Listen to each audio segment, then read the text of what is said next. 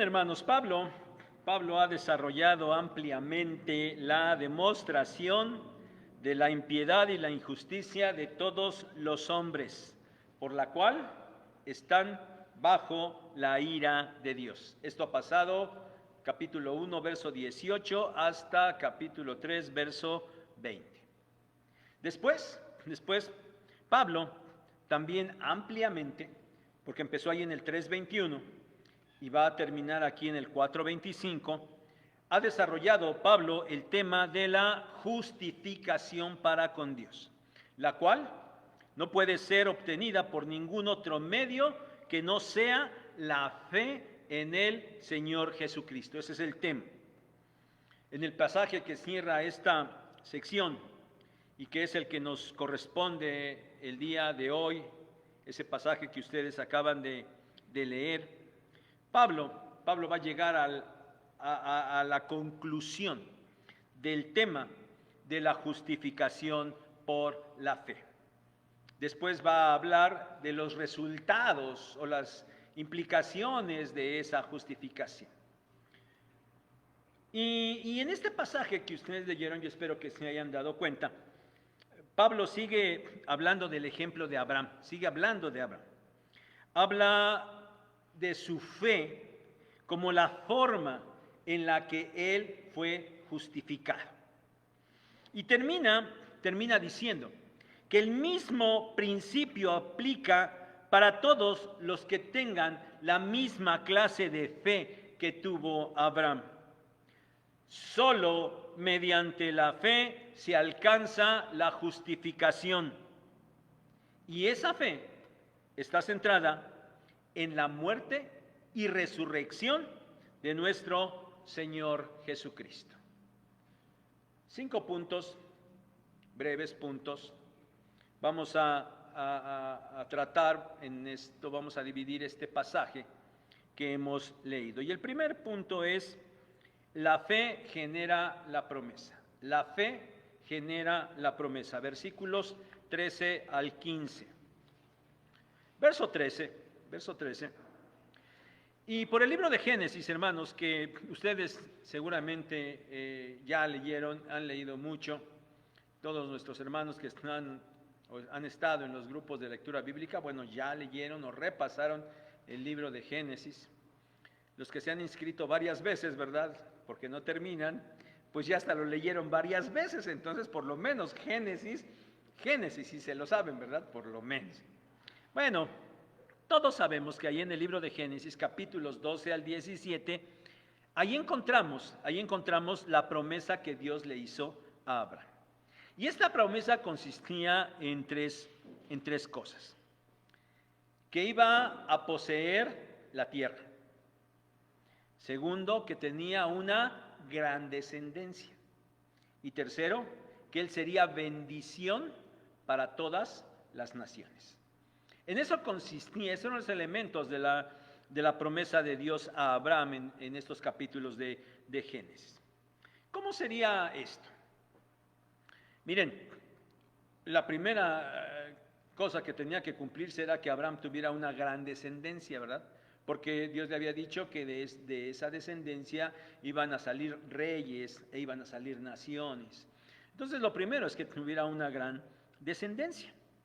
Pero de esa descendencia, en un momento dado, nacería el Mesías, en quien, por su sacrificio, el mundo alcanzaría la bendición de la salvación.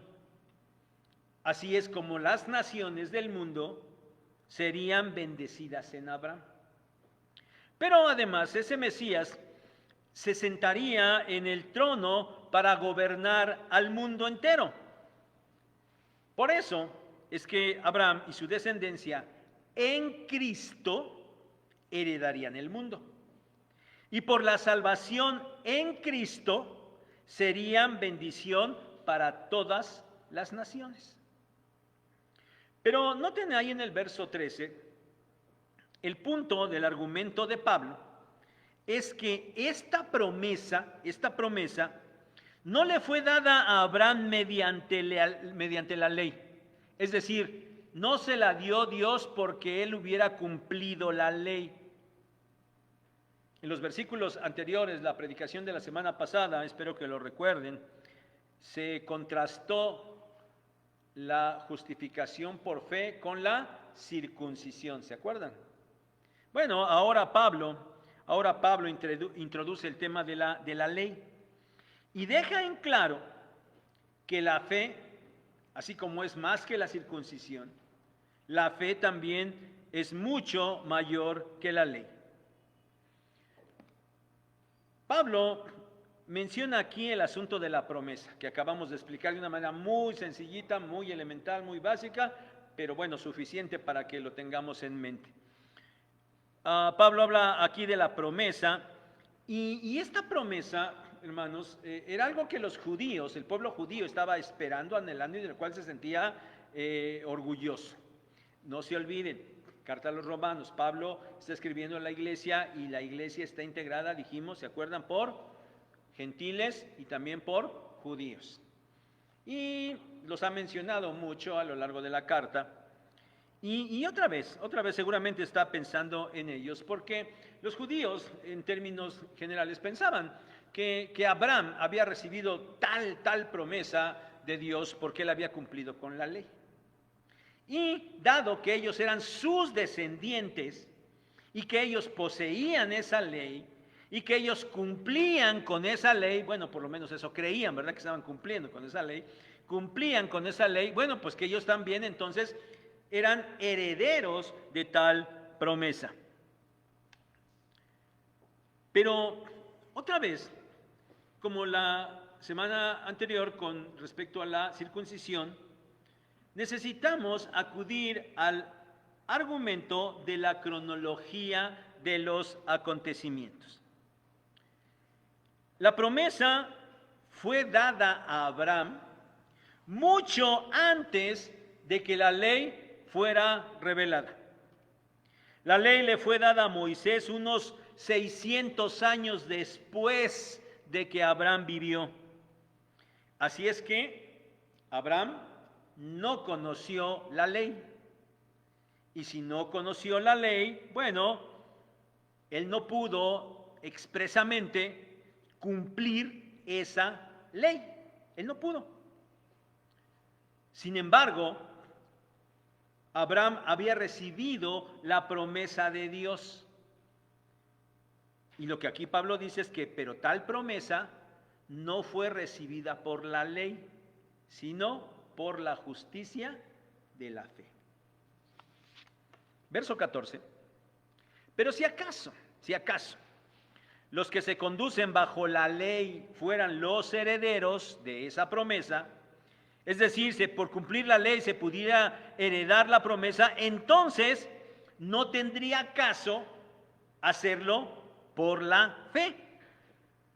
Porque entonces la fe no tendría sentido, ya que los hombres podrían tener los méritos suficientes para alcanzar esa promesa por ellos mismos.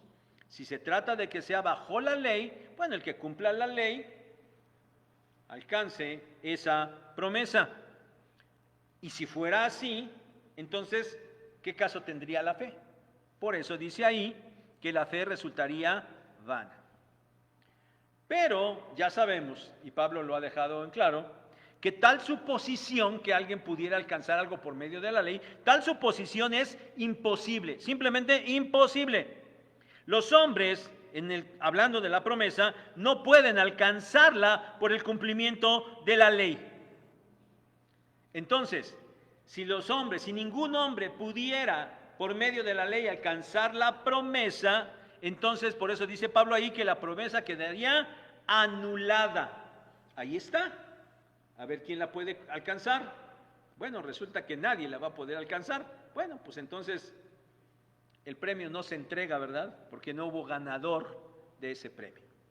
La promesa quedaría anulada.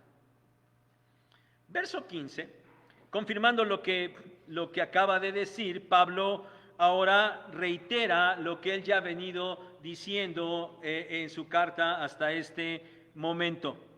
La ley lo único que produce es ira. La ley produce ira.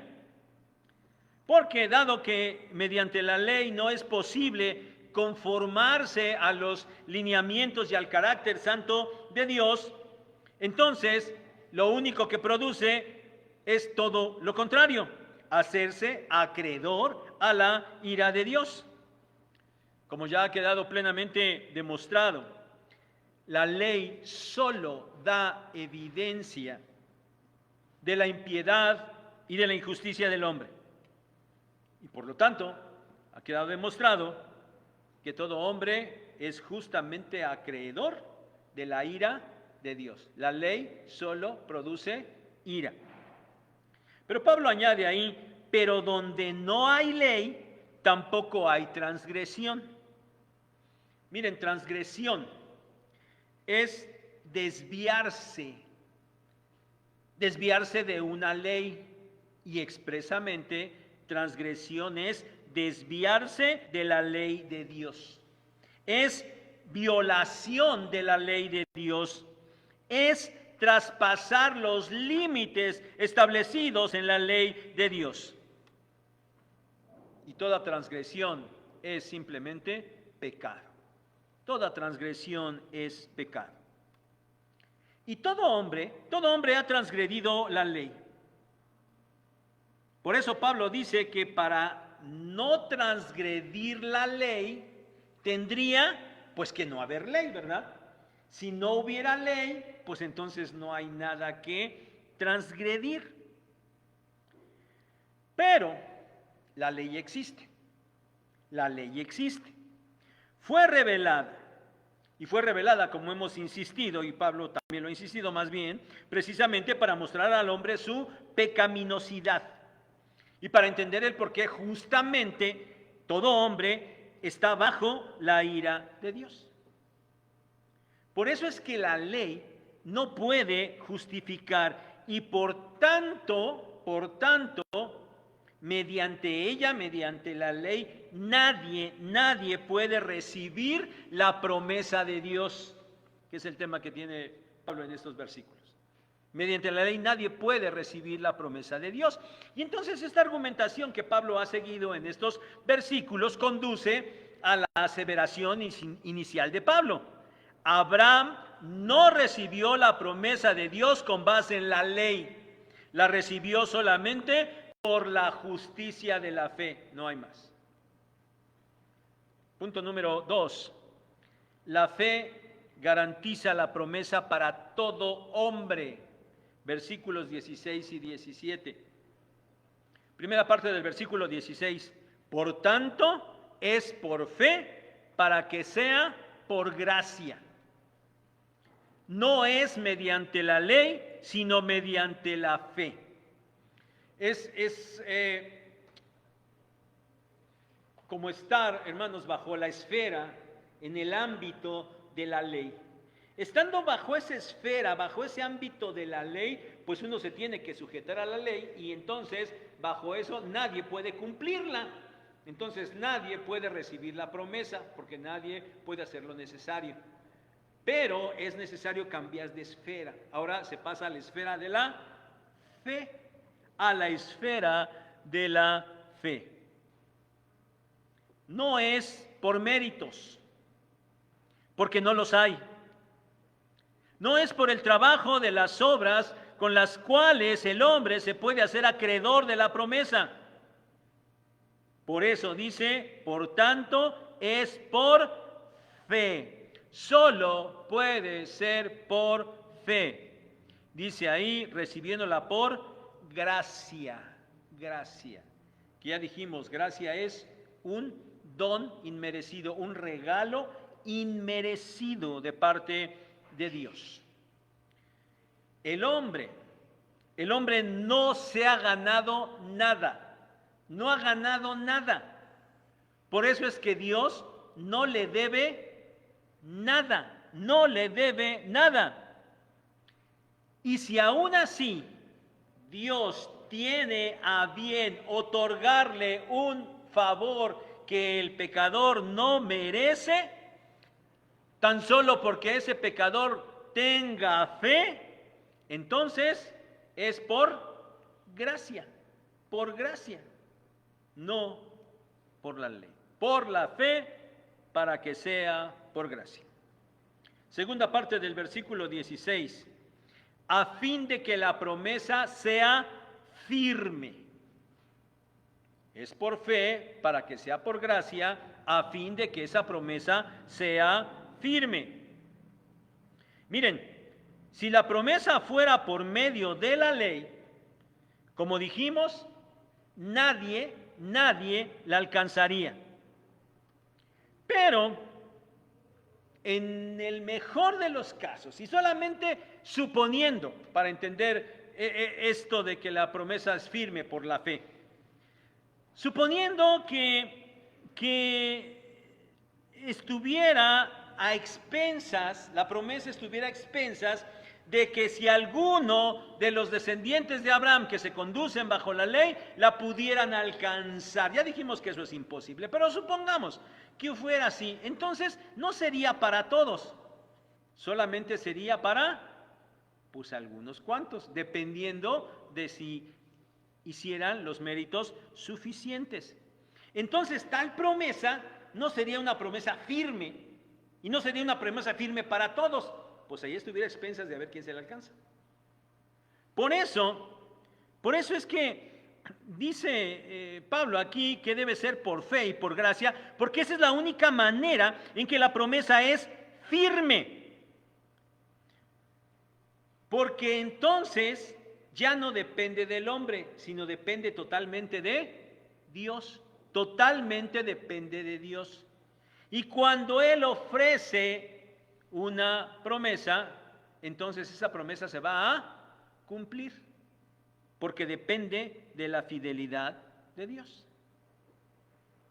Seguimos en el verso 16 y primera parte del 17.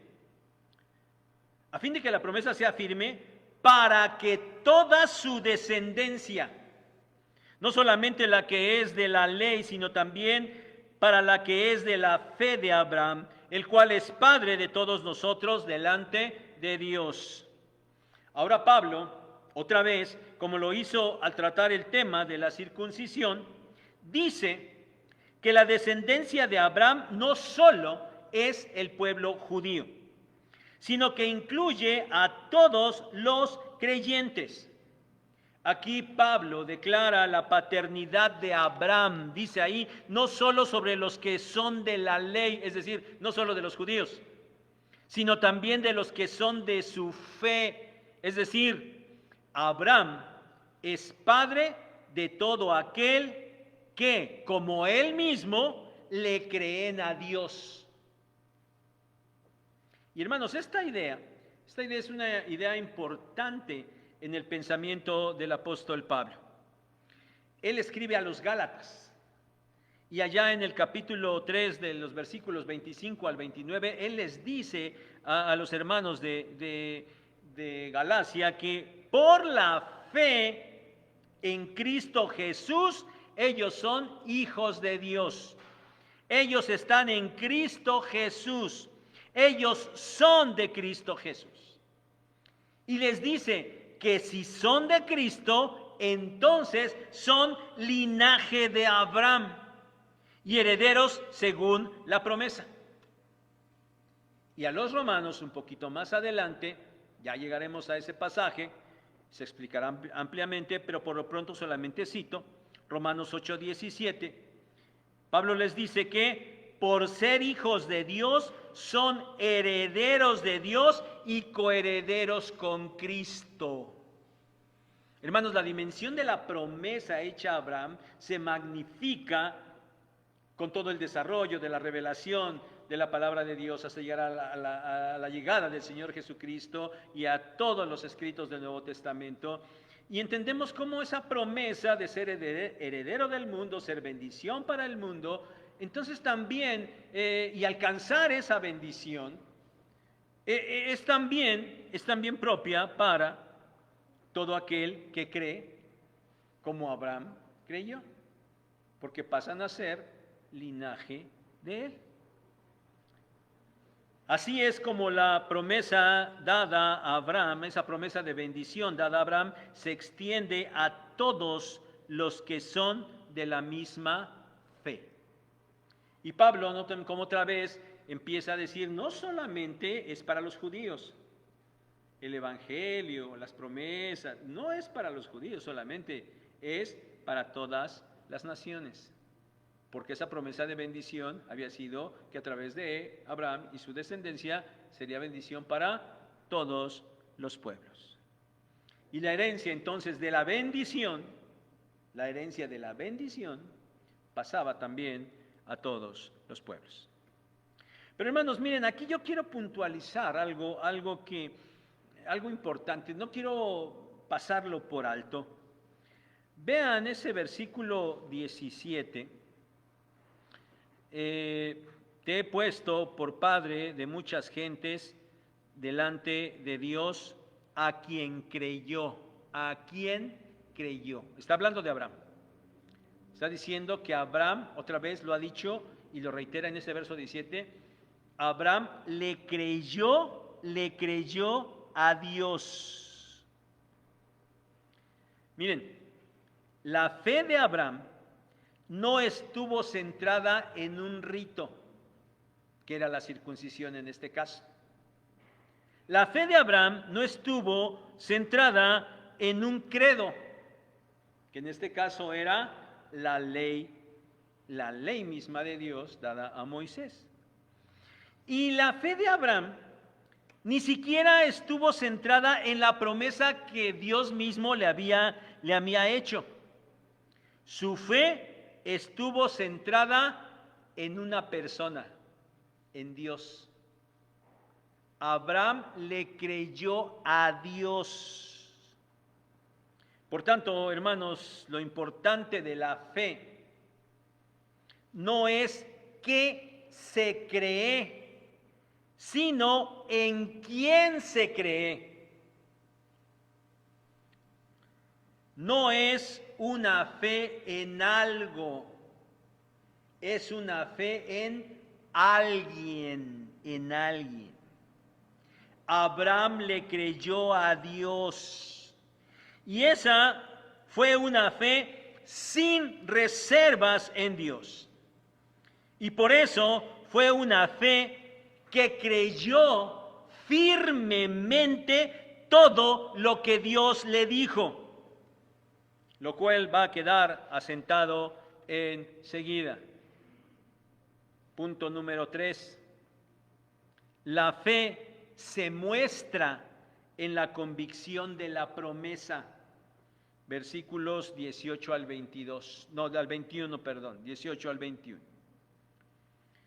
Verso 18. Hagamos referencia o hace referencia a Génesis 15:5 que dice, y le llevó afuera. ¿Quién? Dios llevó afuera de su tienda, porque Abraham estaba en su tienda, estaba hablando con él, y Dios llevó afuera de su tienda a Abraham. Y lo llevó afuera y le dijo, mira ahora los cielos y cuenta las estrellas, si las puedes contar. Así será tu descendencia. A Abraham Dios le había prometido ser padre de una innumerable descendencia. Y dice Pablo que él le creyó en esperanza, dice en este verso 18, en esperanza contra esperanza. ¿Qué es esto? Bueno, que Abraham ya era viejo. Y en ese momento él no tenía ni un solo hijo. Todavía no tenía ni un hijo. ¿Cómo podría esperar ser el padre de una gran descendencia si era viejo y no tenía hijos? ¿Cómo? Humanamente hablando, no había motivos para albergar tal esperanza. Pero Abraham tuvo esperanza en esa promesa, aun cuando su esperanza iba en contra de toda esperanza humana, a la cual sonaría como una esperanza irracional. Pero Abraham tuvo esperanza contra esperanza. Verso 19. La fe de Abraham no se debilitó aún considerando la condición de su propio cuerpo ni la esterilidad de su esposa Sara. Nos dice Génesis 17:17. Entonces Abraham se postró sobre su rostro y se rió y dijo en su corazón: ¿a hombre de 100 años ha de nacer hijo? ¿Y Sara ya de 90 años ha de concebir? Le está siendo ratificada en este capítulo 17, a Abraham Dios le está ratificando la promesa de tener un hijo. Pero Abraham entiende, está consciente de que humanamente eso era imposible para él. Él y su esposa Sara no podían, humanamente hablando, poder tener un hijo. Pero a pesar de eso, él siguió creyendo que Dios cumpliría su promesa. Verso 20. Tampoco dudó por incredulidad de la promesa de Dios, sino que se fortaleció en fe. Ya estamos más adelante en Génesis 22. Y Dios cumplió su promesa. Y Sara tuvo un hijo, Isaac. Cuando Isaac creció, Dios le ordenó a Abraham que lo sacrificara. Y Abraham obedeció. Abraham no dudó en hacerlo. Y dice aquí Pablo que se fortaleció en su fe. Dios le había prometido una gran descendencia a través de Isaac, ¿sí? Porque cuando nació Isaac, acuérdense, ya había nacido Ismael. Y cuando Dios le ratifica la promesa, dice, bueno, ojalá Ismael viva. Él esperaba o él pensaba que, bueno, la promesa iba a ser a través de Ismael. Y Dios le dice, no. La promesa va a ser a través de Isaac, el hijo que te nacerá de tu mujer, Sara. A través de ahí va a ser la promesa. Bueno, Dios le había prometido una gran descendencia a través de Isaac. Y ahora que se lo había dado, le ordena que lo sacrifique. ¿Cómo tendría entonces esa gran descendencia a través de Isaac? Génesis 22, 7, 8 dice: entonces habló Isaac a Abraham su padre y dijo: he aquí el fuego y la leña, mas ¿dónde está el cordero para el holocausto? Y respondió Abraham: Dios se proveerá de cordero para el holocausto. Se fortaleció en fe. Su hijo le preguntó: bueno, si ya llevamos todos los elementos, ¿y dónde está el cordero? No sabía que él era el elemento del sacrificio.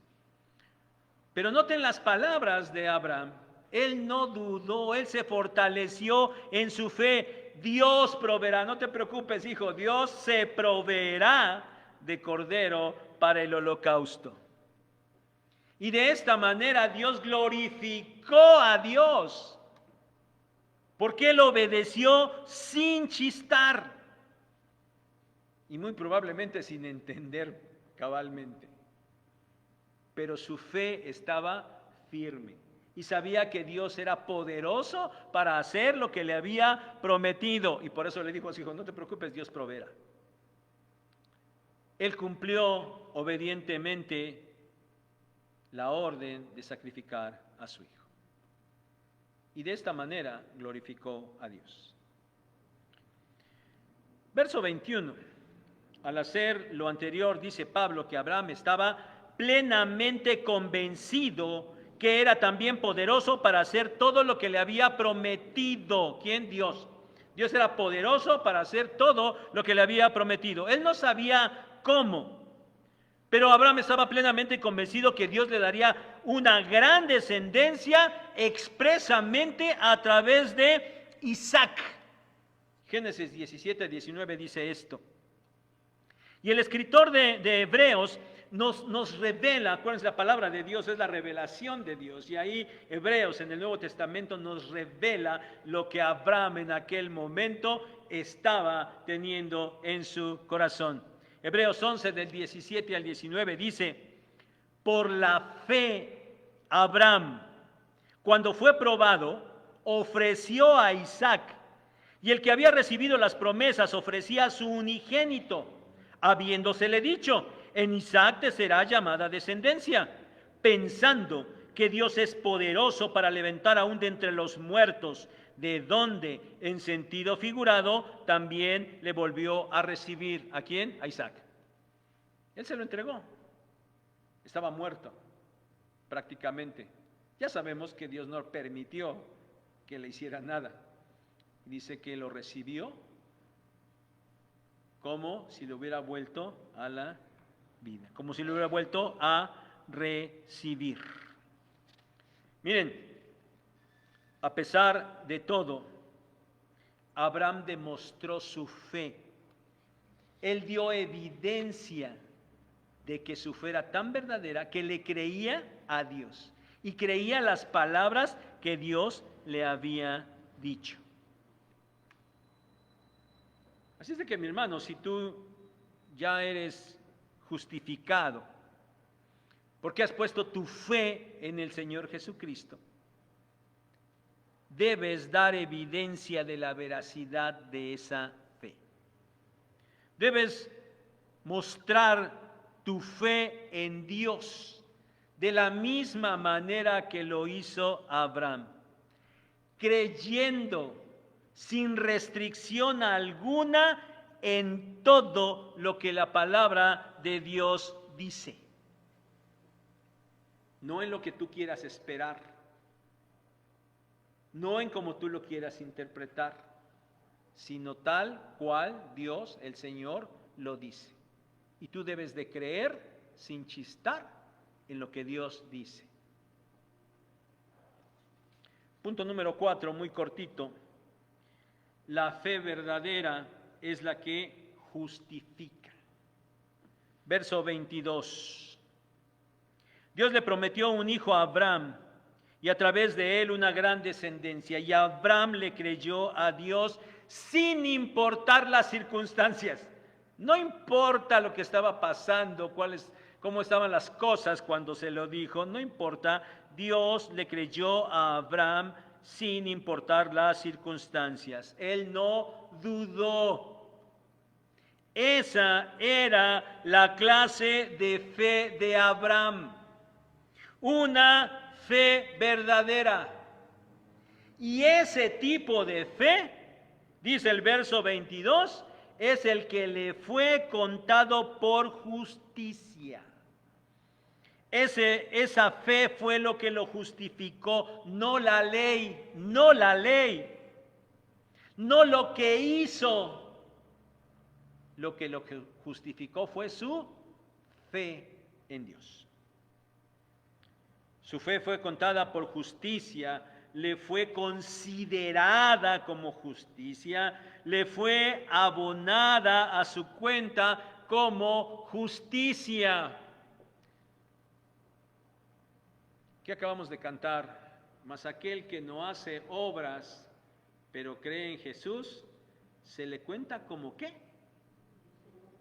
Como si nunca él pecó. Se le cuenta, se le abona a su cuenta la justicia del Señor Jesucristo. Así de grandioso es este asunto. Abraham reconoció su incapacidad para que de una manera natural, humanamente hablando, él pudiera ser el canal del cumplimiento de la promesa de Dios. Abraham, vas a tener una gran descendencia. Hijo, Señor, pero ya tengo 100 años y mi esposa tiene 90, y dice por ahí también el libro de Génesis que ya le había cesado la costumbre de la mujer, es decir, ya no ovulaba, ya no menstruaba, ya no podía embarazarse de Sara, ¿no? Pero humanamente hablando, Señor, yo sé que humanamente yo soy incapaz. A través de mí, así como estoy, como soy, la promesa no se puede cumplir. Pero yo te creo, Señor, yo te creo, Dios. Le creyó a Dios. Y esa fe no solo le hizo receptor de la promesa, que es el tema que está hablando Pablo en los primeros versículos. No solo le hizo receptor de la promesa, sino ahora dice el verso 22, y lo reitera Pablo porque ya lo había dicho, que a través de la fe Abraham fue justificado por Dios. Punto número 5. La fe se cuenta como justificación para todos. La fe se cuenta como justificación para todos.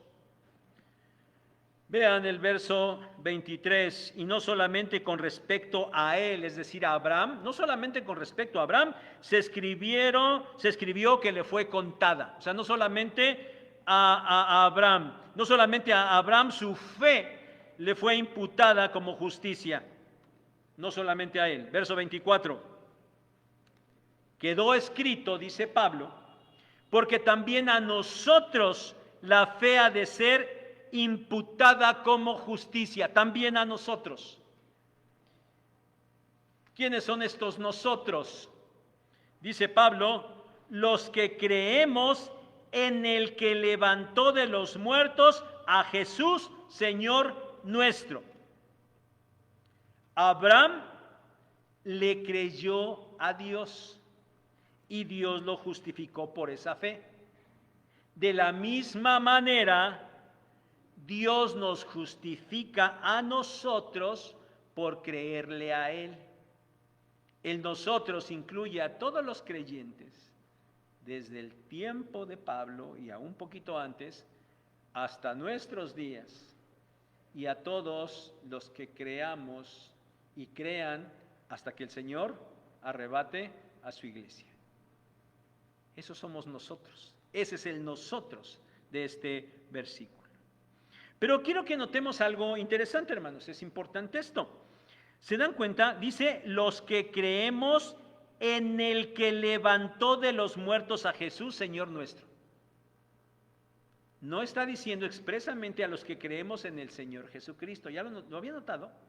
No dice a los que creemos en el Señor Jesucristo, sino dice a los que creemos en el que levantó de los muertos a Jesús, Señor nuestro. ¿Quién levantó de los muertos al Señor Jesús? Dios, el Padre.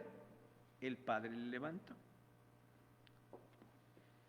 Miren, Pablo está señalando como el sujeto de la fe a Dios.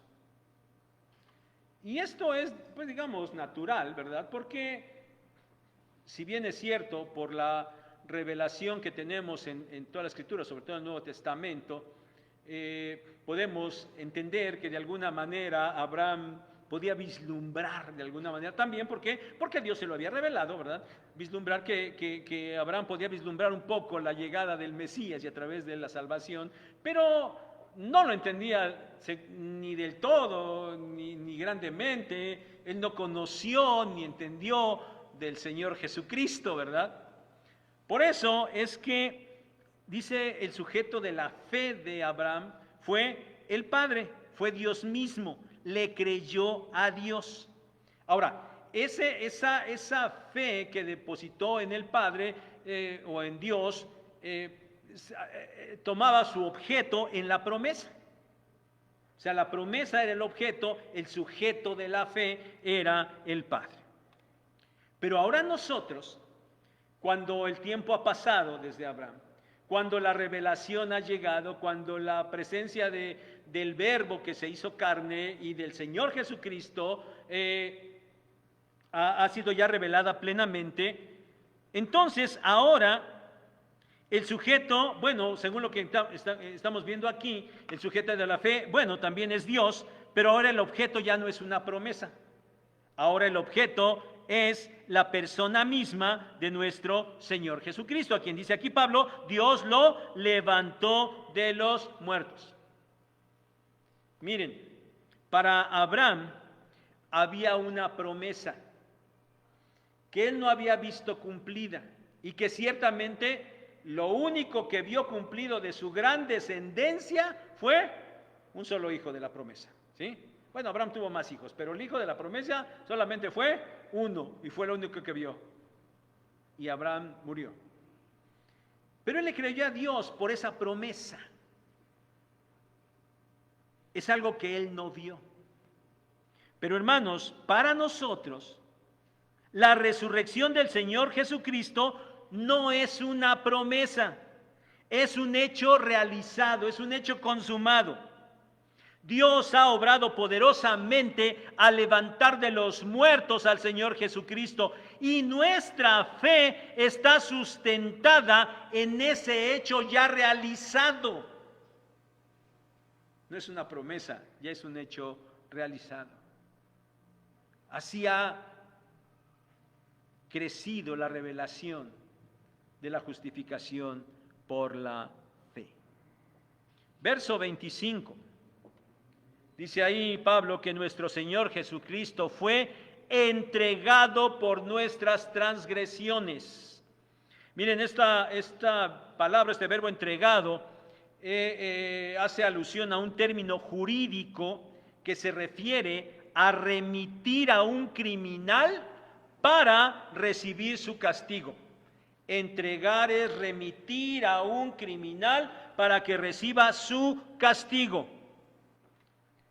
Sí, el Señor Jesucristo fue entregado en este sentido, como un criminal. Dice la palabra de Dios, y lo acabamos de cantar también, por nosotros Dios lo hizo pecado, aquel que no pecó. Pero aún así Él fue entregado por nuestras transgresiones. No para pagar su culpa, porque Él culpa no tenía ninguna. Él fue entregado por nuestras transgresiones. Él fue entregado a causa de que nosotros nos desviamos de los lineamientos de Dios. Él fue entregado debido a nuestros pecados. ¿Por quién fue entregado el Señor Jesucristo? ¿Quién lo entregó? El Padre, Dios mismo. Su Padre lo entregó para pagar por esas transgresiones. Pero termina diciendo ahí, y resucitado para nuestra justificación. El pago del pecado es la muerte. El Señor Jesucristo pagó el precio de ese pecado allí en la cruz. Redención, acuérdense. Y como tal sacrificio fue grato para Dios, fue aceptado por Dios, porque Él dijo, está bien, es un sacrificio completo, perfecto y que cubre esta santidad divina. Entonces, como fue acepto por Dios, Dios le da su beneplácito resucitándolo de entre los muertos, levantándolo de entre los muertos. De esta manera, el Padre dice que está satisfecho con el sacrificio que su Hijo ha hecho. Pero además, a través de eso, es que ahora nosotros podemos recibir la justificación.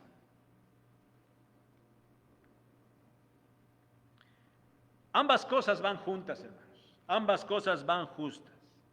Y son la base de nuestra fe.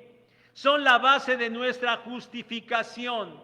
La muerte y la resurrección es lo que le da sentido a nuestra fe. Son los hechos reales, hechos por Cristo, aprobados por Dios, para que nosotros podamos ser declarados justos delante de Él. Ambas cosas van juntas. Esta es la fórmula. Miren tan solo un pasaje. 1 Corintios 15, del 1 al 4. Además os declaro, hermanos, el evangelio que os he predicado, el cual también recibisteis, en el cual también perseveráis, por el cual asimismo, si retenéis la palabra que os he predicado, sois salvos, si no creísteis en vano. Porque primeramente os he enseñado lo que asimismo recibí, que Cristo murió por nuestros pecados conforme a las Escrituras, y que fue sepultado y que resucitó al tercer día conforme a las Escrituras. Esto es el Evangelio. Cristo murió, fue sepultado y resucitó al tercer día. Todo hombre es pecador y la consecuencia del pecado es terrible. Hay que estar conscientes, hermanos, de la gravedad del pecado. No podemos ignorarlo, no podemos hacerlo menos. Tenemos que estar conscientes de la gravedad del pecado. Pablo ha dedicado una sección muy amplia a mostrar la injusticia y la impiedad de todos los hombres, razón por la cual todos los hombres están bajo la ira de Dios. Pero enseguida él ha empezado a hablar del Evangelio, él ha empezado a hablar de las buenas nuevas, él ha empezado a hablar de la manera en la que el hombre puede ser justificado delante de Dios. Y esto lo ha dejado muy en claro. No es a través de ritos o de credos. Es solamente por la fe en el Señor Jesucristo, quien mediante su sacrificio pagó el precio por el pecado, es decir, obró la redención. Y por ese mismo sacrificio, ese derramamiento de su sangre aplacó la ira de Dios, es decir, él fue la propiciación. Hermanos, esto es el Evangelio. Estas son las buenas noticias de Dios, que el hombre puede ser librado de la ira de Dios, puede ser justificado por Él y con Él a través solamente de la fe en el Señor Jesucristo. Y hermanos, esto es grandioso, solo por fe. ¡Qué grandioso, tan grandioso! Que algunos, muchos, todas las religiones del mundo no pueden aceptar que así sea. Porque todas las creencias, todas las religiones, muchas personas no pueden aceptar que solo sea por fe. Y por eso, a pesar de que allí está la solución de Dios para el pecado del hombre, ellos pretenden seguir haciendo algo, tienen que hacer algo para ganar su justificación. Parece que no entienden o parece que no quieren recibir esa justificación solo por gracia. Pero en el otro extremo, mis hermanos, hay quienes parece que no acaban de entender la magnitud del pecado, que no acaban de entender la magnitud del precio que el Señor Jesucristo pagó por el pecado, no acaban de entender la magnitud del sacrificio del Señor Jesucristo y por eso en términos prácticos lo tienen en muy poca cosa. Ah, sí, qué bueno, pues el Señor murió en la cruz por nosotros, qué bueno, gracias a Dios. Ah, sí, sí, mientras tanto yo sigo viviendo como a mí se me antoje y como yo quiero. Pues al fin que ya el Señor pagó, no, pues ya. Tienen en poco el sacrificio del Señor Jesucristo. Hermanos, después de 4 capítulos, la conclusión es sencilla. La doctrina que ha sido abundante es entendible. La teología no es complicada. La única manera de ser justificado delante de Dios es mediante la fe en el Señor Jesucristo, quien fue entregado por nuestras transgresiones y resucitado para nuestra justificación. No hay más. Por eso, mis hermanos, es importantísimo recordar estos eventos. Estos eventos que están totalmente enlazados. La muerte y la resurrección del Señor no pueden separarse. No podemos olvidarnos de su muerte, de su sacrificio. Es por eso que nosotros, cada mes, como hoy celebramos la cena del Señor, mediante la cual nosotros recordamos su sacrificio en favor nuestro, que Él fue entregado por nuestras transgresiones. Por eso es triste que muchos tengan en tan poco el participar de este memorial. Es más, yo no sé si ustedes que venían hoy al culto se acordaban que hoy había cena del Señor, o se acordaron hasta que entraron y vieron ahí que es pues aquella, ¿cómo se llama? El contenedorcito aquel donde Gonzalo pone los elementos. ¡Ay, sí que hoy hay cena! ¿Sí? ¿Hasta entonces se acordaron? ¿Lo tenían en la mente? Hermanos, de verdad es importante. Y vean cuántos faltaron hoy. Vean cuántos.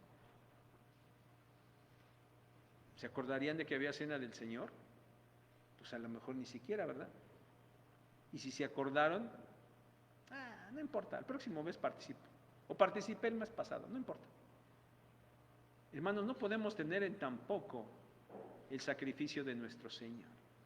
Y aunque como decimos, y bien decimos, participar de los elementos no nos representa ninguna gracia adicional, sí estamos recordando, y dijo el Señor, y lo decimos porque Pablo lo dice ahí en los Corintios, lo hacemos en memoria de Él. No podemos olvidarnos de su sacrificio y nosotros lo hacemos cada mes a través de la cena del Señor. Pero también no podemos ni debemos olvidar su resurrección y celebrarla. Y saben, por eso nos reunimos aquí cada domingo, porque el domingo es el primer día de la semana. Bueno, es cierto que ya con el paso de los años y con las cuestiones culturales y todo lo que ustedes quieran, pues el domingo ya se volvió como el día de descanso y el último, pero en la cuenta inicial, el último día era el sábado y el primer día era el domingo. Y ese día, el primer día de la semana, un primer día de la semana, ¿qué sucedió? El Señor resucitó. El Señor resucitó el primer día de la semana y por eso la iglesia desde un principio se empezó a reunir para alabar a Dios el primer día de la semana, porque recordaban su resurrección. ¿Le das importancia a ese evento? Entonces, ¿por qué faltas con tanta frecuencia el domingo? Y yo espero que los que no vinieron vean la predicación para que en el YouTube, para que pues sientan, ¿no? ¿Verdad? ¿Por qué no vinieron? ¿No?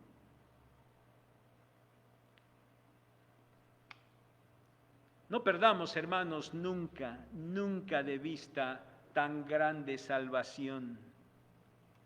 Y saben, por eso haremos un paréntesis de 2 semanas.